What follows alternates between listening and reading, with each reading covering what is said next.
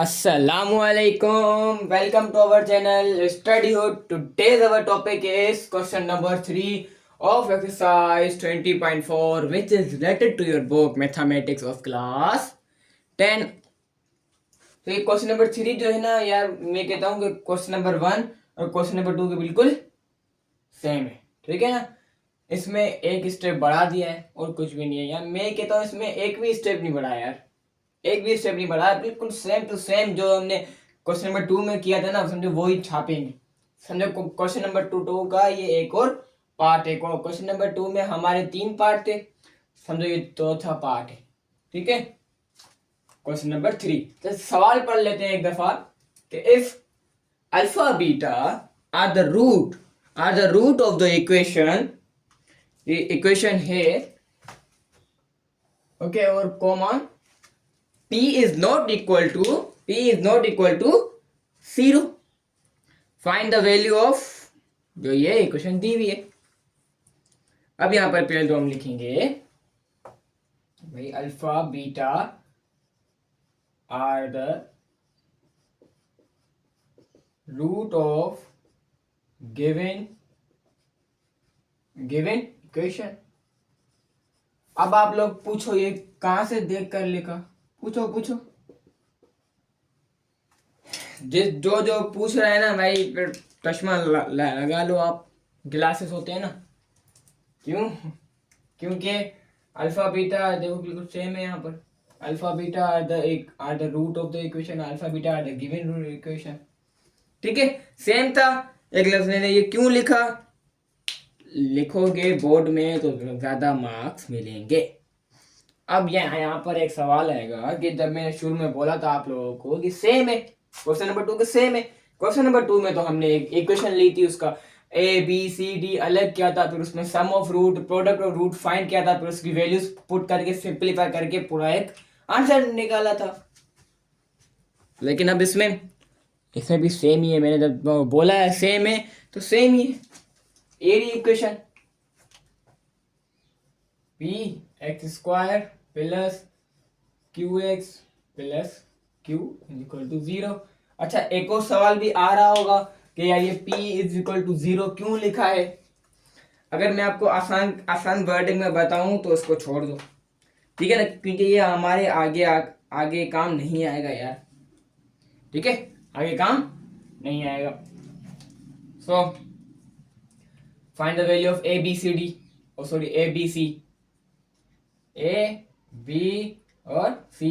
ए की वैल्यू वो होती है जो एक्स स्क्वायर के साथ होगी, बी की वैल्यू वो होती है जो एक्स के साथ होती है, सी की वैल्यू वो होती है जो सिंगल होती है यानी कि क्यू, ठीक है। ए बी सी डी मिल गया। अब सम ऑफ रूट, फॉर्मूला क्या है, माइनस बी अपॉन ए, ठीक है। Alpha plus beta is equal to, b क्या है हमारे पास, क्यू, यानी माइनस का क्यू अपॉन ए क्या है, पी। यहाँ पर p इज इक्वल टू 0 इसलिए लिखा हुआ है क्योंकि हम यहाँ पर इस p को 0 नहीं बना सकते, ठीक है ना, इस p को 0 नहीं बना सकते। मैं आपको हर सवाल का आंसर देता हूँ, लेकिन आराम से, यानी जब मौका आता है तभी सवाल का जवाब देता हूँ। जैसे मैंने अभी p आया तो मैंने बता दिया आप लोगों को। अगर मैं शुरू में बताता तो आप नहीं समझ पाते कि ये क्या बोलना क्या चाह रही है, ठीक है ना। अब यहाँ पर फाइंड करेंगे प्रोडक्ट ऑफ रूट यानी अल्फा बीटा। फॉर्मूला क्या था, C upon A, alpha beta is equal to C क्या है, क्यू, ए क्या है, पी। बात तो सेम ही हुई, माइनस क्यू अपॉन पी, यहाँ पे क्यू अपॉन पी, माइनस का फर्क था, ठीक है। अभी फाइंड हो गया। Now what is our next step. Values नजर आ रही है आपको ऊपर, देखो अगर गौर से तो ये रही वैल्यू।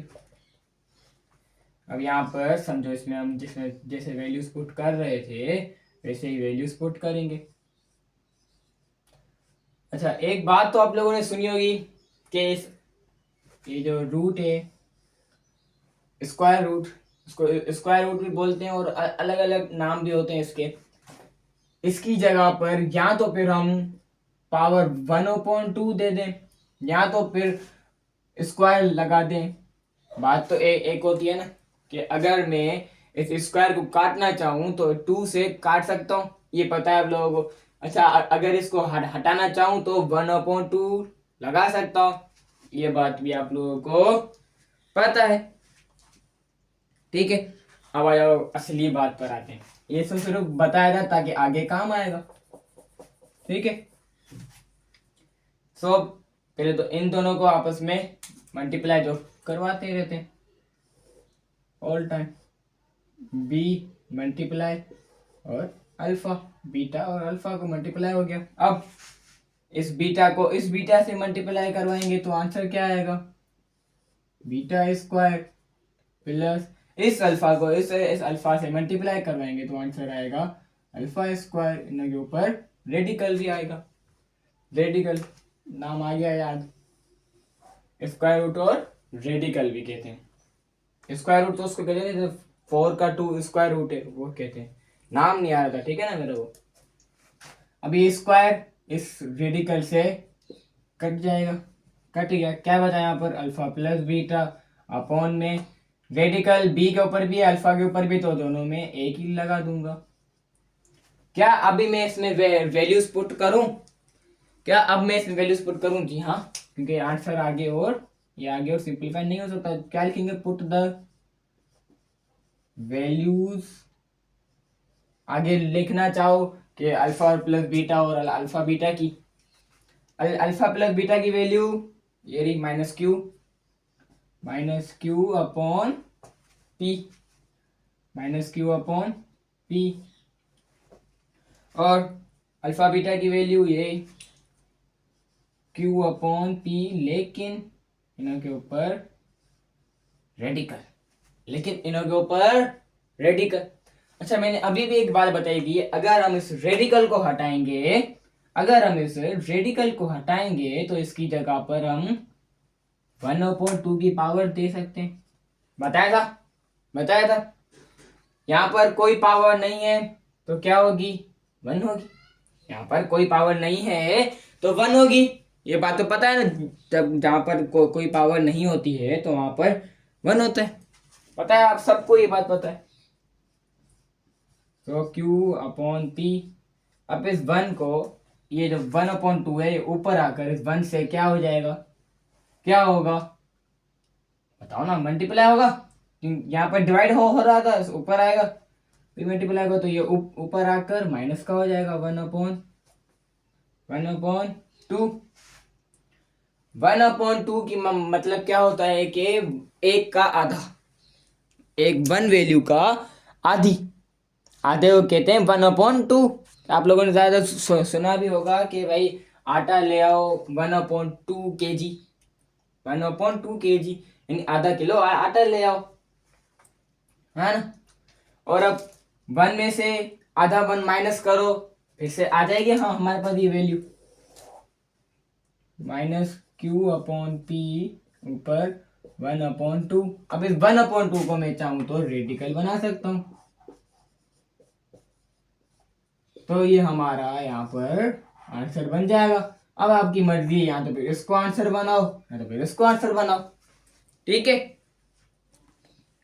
तो मुझे यकीन है समझ में आ चुका होगा, बहुत अच्छी तरह समझाया है। स्क्रीनशॉट निकालना चाहते हो तो स्क्रीनशॉट भी निकाल लो, इतना ही थी, इतनी छोटी सी वीडियो थी, ठीक है ना, बिल्कुल छोटी सी वीडियो थी।